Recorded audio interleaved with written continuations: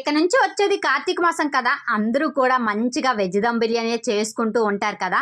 అందుకని చెప్పేసి మీకోసం మంచిగా వెజ్ దమ్ బిర్యానీ అయితే ప్రాసెస్ అయితే చెప్పేస్తాను, మీరైతే చూసేయండి. ఫస్ట్ అయితే మన ఇంట్లో ఏ వెజిటేబుల్స్ ఉంటాయో అవన్నీ కూడా కట్ చేసేసుకొని ఇంకా అలా అయితే ఒక బౌల్లో అయితే వేసేసుకోవాలి. అందులోనే కొంచెం సాల్ట్, పసుపు, కారం, పెరుగు, అల్లం వెల్లుల్లి పేస్ట్ వేసేసి బాగా కలుపుకొని డీప్ ఫ్రిడ్జ్ లో అయితే 5 minutes అయితే పెట్టుకోవాలి. అలా కలుపుకొని పెట్టుకునేలోగే ఇంకో వైపు అయితే రైస్ పెట్టుకొని రైస్ లో అయితే బిర్యానీ స్పైసెస్, సాల్ట్, ఆయిల్, అల్లం వెల్లుల్లి పేస్ట్ వేసుకొని అలా అయితే కొంచెం వాటర్ వేసేసుకొని బాయిల్ చేసుకోవాలి. వైపు రైస్ ఉడుకుతుంటే ఇంకో వైపు అయితే దమ్ము కోసం అయితే బిర్యానీ అయితే రెడీ చేసేస్తున్నాను. ఫస్ట్ అయితే ప్యాన్ పెట్టి ఆయిల్ వేసి అందులో అయితే ఆనియన్స్ అయితే వేసుకొని ఆనియన్స్ బాగా ఫ్రై అయిన తర్వాత అందులో మ్యాగ్నెట్ చేసి పెట్టుకున్న వెజిటేబుల్స్ అన్ని కూడా వేసేసుకొని అందులోనే పెరుగు, మనం ఆల్రెడీ సపరేట్ గా బాయిల్ చేస్తున్నాం కదా రైస్, వాటర్ అయితే కలుపుకొని ఆ వాటర్ అయితే వేసుకోవాలి. ఆ వాటర్ తో ఆ వెజిటేబుల్స్ ఉడికితే టేస్ట్ అయితే చాలా బాగుంటుంది. వెజిటేబుల్స్ ఉడికిన తర్వాత అందులో రైస్ వేసుకొని పైన కొత్తిమీర వేసుకొని ఒక 15 minutes అయితే ఉంచితే మన వెజ్ దమ్ బిర్యానీ అయితే రెడీ అయిపోతుంది.